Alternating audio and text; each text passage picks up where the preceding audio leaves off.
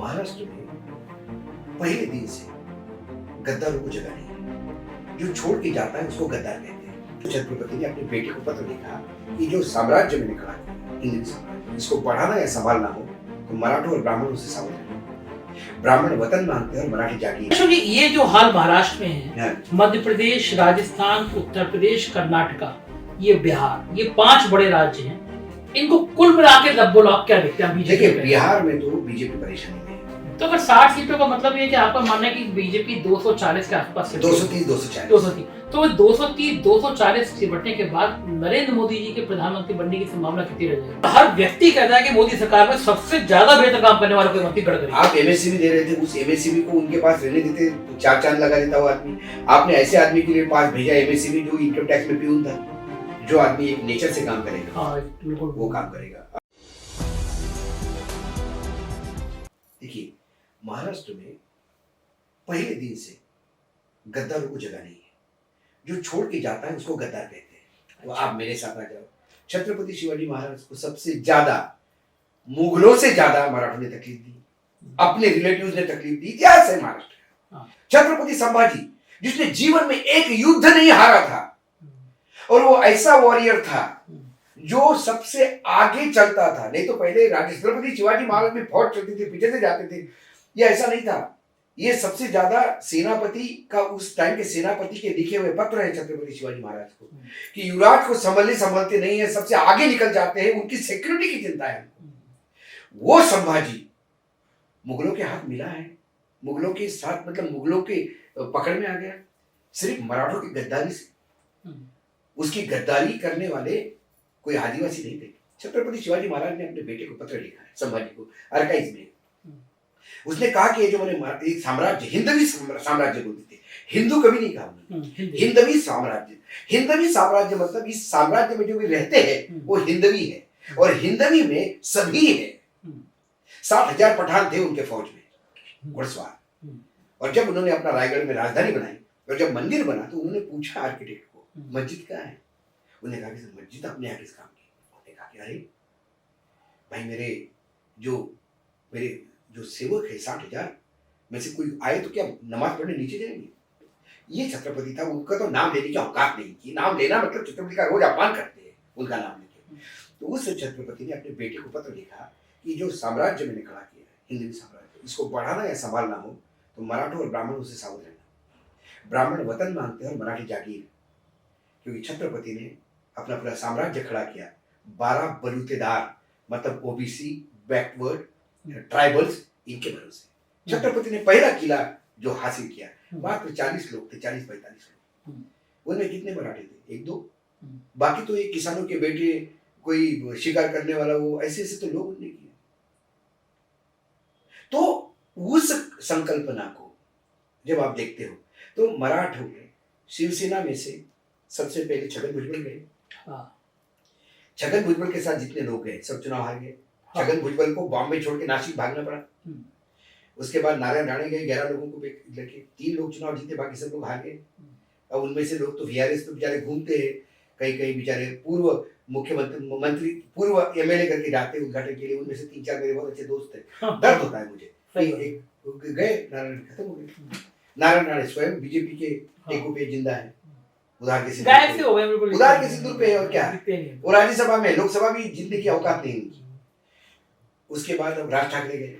राज ठाकरे तो ठाकरे नाम के संग गए ना, फिर भी शिवसेना लोगों ने उनको नहीं, शिवसेना लोगों ने उद्धव को। क्योंकि हमारे यहाँ कितना भी बड़ा सरदार हो, छत्रपति को ही मान है, छत्रपति शिवाजी को ही मान है। गांधी में कई कांग्रेसी आगे गए, लेकिन गांधी परिवार के साथ ही जुड़ा है। बीजेपी संघ परिवार से अलग नहीं हो सकता। कई विचारधारा के लोग आएंगे। सुषमा स्वराज संघ परिवार से जुड़ी हुई नहीं थी। ऐसे कई लोग हैं जो संघ परिवार से जुड़े नहीं, बीजेपी में हैं, लेकिन वो बीजेपी में अलग गुट नहीं बना सकते। बीजेपी रहेगी तो किसी भी हालत में बीजेपी वही ओरिजिनल रहेगी जो संघ के साथ रहेगी। तो ये कुछ एक्सेप्टेंस करना पड़ेगा। आपने उद्धव और उसके बेटे आदित्य को महाराष्ट्र में हीरो बना दिया इस घटना के बाद। जो लोग, मैं ऐसे कई लोगों को जानता हूं कि जो बोलते हैं कि BJP is a party, Shiv Sena अरे गुंडों की पार्टी है, और कोई गलत नहीं कहे। जब बाल ठाकरे ने पार्टी बनाई थी तो उनको मराठी अस्मिता के लिए लड़ना था। तो मराठी के लिए लड़ेगा कौन? मराठी के लिए जो जिनके बाप बाप मंत्री है, जो विधायक है, साथ उनके बेटे थोड़ी लड़ेंगे। उन्होंने उठाए पान की दुकान चलाने, पान की टपरी चलाने वाला, ब्लैक करने वाला, दारू का ये लगाने वाला, ऑटो चलाने वाला, टेम्पो चलाने वाला, यही लोग उनके स्ट्रीट फाइटर थे। मैं जानता हूं कि यदि ये हमारे वर्तमान मुख्यमंत्री है, ये तो डीए साहब ने बोला जाके ठोका तो जाके वो बार तोड़ा है, जेल चले गए। इनको खोने को कुछ नहीं था। एक ऑटो चलाता था, क्या है ऑटो वाले को 4 दिन जेल में रह लिया, बॉस छुड़वा लाएगा, फिर बाद में ऑटो चलाएंगे। आज उनके पास खोने के लिए बहुत है, बहुत नहीं, संपत्ति बहुत है, क्योंकि यही लोग अब अरबोपति हो गए हैं, यही लोग मंत्री बने हैं, अरबोपति हो गए। अब खोने के लिए डर है, इसलिए ईडी का नोटिस आते से पहले जैसा नहीं, अरे 10 ईडी आ जाए क्या फर्क पड़ता है, क्या होगा तुमको और मेरे को, संजय क्या फर्क पड़ता है? हमको लोग बोलते कि तुम टाइगर हो, मैं टाइगर नहीं भैया, ऑर्डिनरी आदमी हूं। सिर्फ डरता क्यों नहीं कुछ है ही नहीं। अरे खुद का घर नहीं, किराए घर पे रहते हैं, अपना जितना भी है सब व्हाइट में देते हैं, सरकार मतलब इनकम टैक्स से हर साल 80,000 रुपए के आसपास वापस आते हैं, इतना टैक्स जमा करते हैं। मैं बगैर बोले तो पैसे की बोलिए बोलता नहीं, और पैसे जिससे भी लेता हूँ तो बाकायदा बोलता हूँ भैया टीडीएस काट के दे, तुम क्या यहाँ टीडीएस कटता नहीं होगा तो मैं तुमसे पेमेंट नहीं लूंगा, मैं काम भी नहीं करूंगा। पाकिस्तानी चैनल और पोर्टल से मैं पैसा नहीं लेता, इस बात पे मैंने बोला कि मुझे पाकिस्तान से पैसा नहीं चाहिए। हाँ, मैं चाहता हूँ डंके की चोट पे डिफेंड करता हूँ सरकार को, और नरेंद्र मोदी को भी डिफेंड करता हूँ, क्योंकि मेरे प्रधानमंत्री को सवाल पूछने का अधिकार मुझे, सही बात है, पाकिस्तानियों के नहीं है। बिल्कुल ठीक बात है, उनको भला बुरा कहने का अधिकार मेरा है, उनको नहीं है, तो वो मैं निभाता हूँ। मतलब इसका मतलब मैंने थोड़ी साइड चेंज कर दी। सही बात है। मुझे शरद पवार जी की पार्टी का बहुत बड़ा शिविर, मंथन शिविर था, 5,000 लोगों का शिरडी में। मुझे बोला गया कि आपको आना है भाषण देने, मैं तो पैसे लेके भाषण देता हूँ। मैं गया पैसे पॉलिटिकल मंच में भाषण दिया। जब मैं भाषण दे रहा था तो सब दूर सोशल मीडिया पे हो रहा था कि अशोक वानखेड़े ने एनसीपी ज्वाइन कर ली। उसके बाद मैंने कहा कि जब मेरा भाषण खत्म हो गया तो उनको समझ में आ गया कि एनसीपी ज्वाइन नहीं की, क्योंकि भाषण के अंत में मैंने उनको भी बता दिया कि वो उनकी पार्टी की स्थिति में है। क्या मैंने इस शब्द में कहा कि ये जो सामने बैठे हुए सांसद और विधायक है, अब इनको घर भेजने की जरूरत है, अजीत दादा, क्योंकि इनके दादा एमएलए थे, इनके पिता एमएलए थे, अब ये एमएलए है और इनके बेटा तैयारी कर रहा है, तो बाकी लोग कहाँ जाएंगे? ये सामंत हो गए।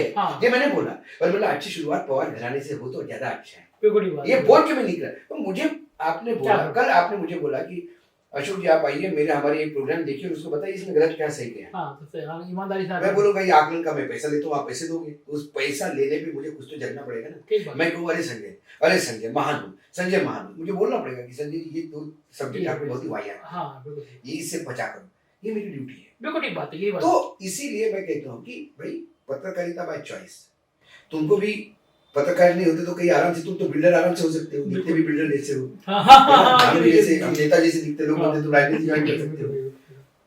हमको कई बार ऑफर भी आए तो हमने बोला क्या करेंगे। अब सिंपल सी बात है संजय बाबू, आज हम कहीं जाते हैं तो 10 नेता हमें मिलने के लिए नमस्ते करते हैं। सही बात है। कल मैं सांसद बनूंगा उनके पार्टी का तो मुझे भी नमस्ते करना पड़ेगा उनको। अच्छा शोकी, ये जो हाल महाराष्ट्र में है, मध्य प्रदेश, राजस्थान, उत्तर प्रदेश, कर्नाटका, ये बिहार, ये 5 बड़े राज्य हैं, इनको कुल मिला के दब्बोलॉक क्या देखते हैं? देखिए बिहार में तो बीजेपी परेशानी में है, क्योंकि बिहार में ये जो समीकरण है इनका, अब लोग देखिए ललन सिंह कुछ कहे क्या कहे, मैं जब तक नीतीश और तेजस्वी की दोस्ती है, इनकी अंडरस्टैंडिंग है, तब तो कोई फर्क नहीं पड़ता। जब तक आपकी और मेरी अंडरस्टैंडिंग है, 4 लोग पत्रकार मुझे भी कहते हैं कि अरे संजय के साथ क्या करते हो, प्रोग्राम इस टाइप का आदमी है, तुम्हें भी कहते होंगे यार भाव के साथ क्यों भाव को लगाते हो, ये होता है, लेकिन उससे फर्क नहीं पड़ा। हम इधर से सुनते इधर से निकल देते हैं। वैसी उनकी जोड़ी है, वो जोड़ी रिजल्ट देगी। ममता 18 सीट नहीं देगी इस बार, ममता टाइट करेगी, ममता के भी सवाल है। बीजेडी ने पूरी अपनी कैबिनेट बदली सिर्फ इसलिए कि उनको लोकसभा में इस बार सीट दबा के चाहिए। ठीक है, अब आइए आप महाराष्ट्र में तो मैंने बता दिया सिंगल को भी। आप आइए यूपी में जब 44 थे समाजवादी पार्टी के पास, तब भी इनकी 2014 की टैली 2019 में नीचे आ गई थी। अब तो 125 है इनके पास।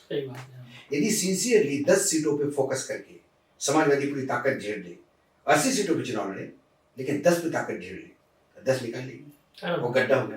टोटल कुल मिला के पूरे देश में इनको जो गड्ढा पड़ रहा है वो 60-70 सीटों का बढ़ रहा है। तो अगर 60 सीटों का मतलब ये है कि आपका मानना है कि बीजेपी 240 के आसपास से 230-240। 230, तो वो 230-240 सिमटने के बाद नरेंद्र मोदी जी के प्रधानमंत्री बनने की संभावना कितनी रह जाएगी? अब इसमें दो चीजें हैं। मोदी जी आदि नहीं है मिली जुली सरकार चलाने की।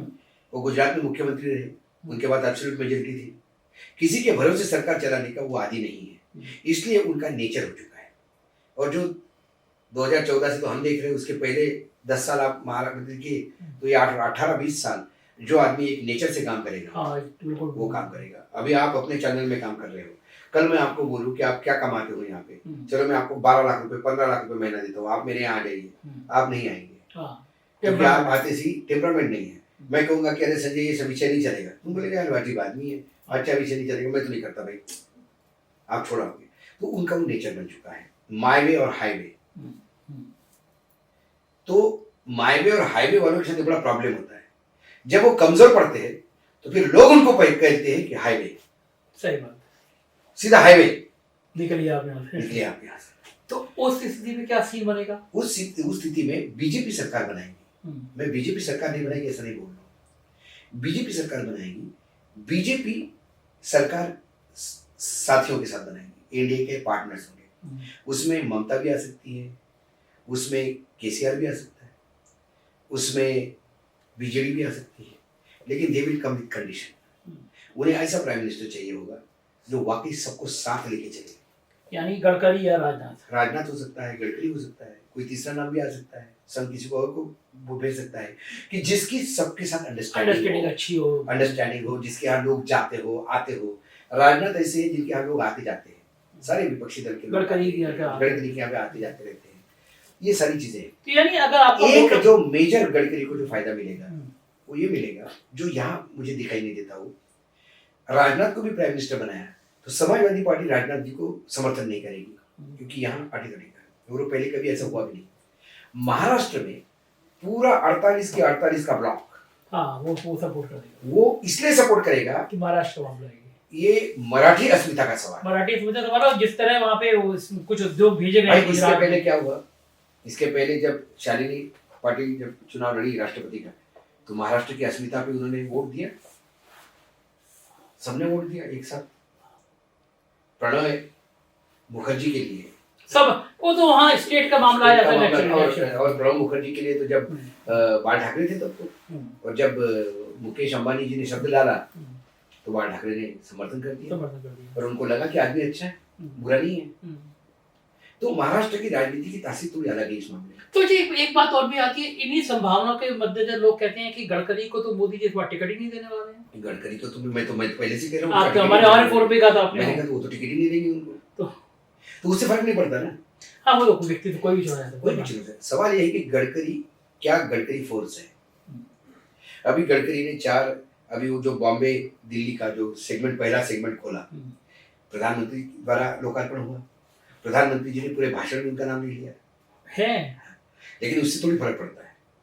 अच्छा, तो क्यों ये दोनों के बीच में ये दोनों वो तो कभी नहीं कहते, गडकरी तो कभी नहीं कहते, तो आदरणीय प्रधानमंत्री कहते हैं। अभी वो सीन देखा पार्लियामेंट में, सब तारीफ मेज पीट रहे थे, गडकरी बिल्कुल बैठे, उन्होंने अकेले गडकरी थे जैसे मेज नहीं पीटे। वो कई जगह भाई देखो, जो लोग घोषित दलाल थे कॉर्पोरेट सेक्टर के, वो मंत्री बन के 3-3 मंत्रालय संभाल रहे हैं, आईएएस ऑफिसर। हाँ, ठीक बात है। और एक आदमी जो परफॉर्मिंग है, उसके पास से आपने करते करते सारे मंत्रालय निकाल लिए, और एक मंत्रालय, और बिल्कुल हर व्यक्ति कहता है कि मोदी सरकार में सबसे ज्यादा बेहतर काम करने वाला कोई मंत्री गडकरी। आप एमएससीबी दे रहे थे, उस एमएससीबी को उनके पास रहने देते तो 4 चांद लगा देता वो आदमी। आपने ऐसे आदमी के लिए पास भेजा एमएससीबी जो इनकम टैक्स में प्यून था। मैं ये नहीं मानता कि इनकम टैक्स में प्यून वाले को विजन नहीं होता, लेकिन मैं उनको जानता हूँ, ये शिवसेना के नारायण राणे हैं, उनका क्या, वो तो ना समझ सकते ना कुछ कर सकते। आज एमएसएमई का फुल फॉर्म पूछो तो लाले पड़ जाएंगे। तो अगर अशोक जी आपकी बात मानी जाए तो मोदी जी के जो तेजी है, जो उनका बल है, वो इसी बहुमत के साथ आता है, यानी 25 सीटें भी कम हो गई अगर बीजेपी की, 270 के आसपास ही मामला आ गया। मोदी जी एक होता है व्यक्तिगत रूप से, भगवान श्री कृष्ण ये व्यक्ति थे, इसलिए अर्जुन ने उनको चूज किया और पूरी फौज छोड़ दी। नहीं तो कोई भी कहेगा कि यार एक आदमी जिसने शस्त्र न उठाने की कसम खाई हो, वो किस काम का, लेकिन वो व्यक्ति था। व्यक्ति जब राजनीति में उठता है तो उसके साथ लोग जुड़ जाते हैं, उसे मान बनाते हैं, वो अपनी फॉलोइंग तैयार करता है। और एक होता है जो फौज के भरोसे रहता है कि मेरी ताकत मेरी फौज है, हाँ। और एक होता है कि मेरी फौज की ताकत मैं हूं। वो फर्क है उनमें, दोनों में फर्क है। तो इसका मतलब ये कि 2024 का नतीजा बहुत अप्रत्याशित होगा।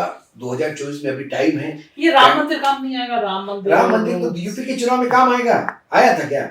अयोध्या सेक्टर में सबसे ज्यादा मार खाया। अब बनारस में क्या हुआ? बनारस में इतने दिन तक प्रधानमंत्री खड़े रहे, 54 में से 27 सीट अखिलेश ले गए। तो मंदिर वाला यूपी के चुनाव में बीजेपी को जो मदद किया वो पूर्वांचल ने किया, गोरखपुर वाले सेक्टर में।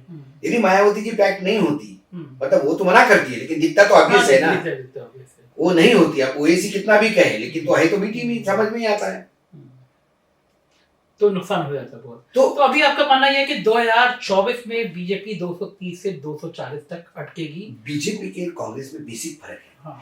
कांग्रेस जब नॉर्थ में नहीं होती थी तो साउथ में होती थी। हाँ। तो कहीं ना कहीं तो होती थी, कहीं ना कहीं होती। इनका यदि नॉर्थ नहीं है तो साउथ में गड्ढा है। हाँ। केरल वो नहीं है, आंध्रा नहीं है, तेलंगाना नहीं है, तमिलनाडु नहीं है,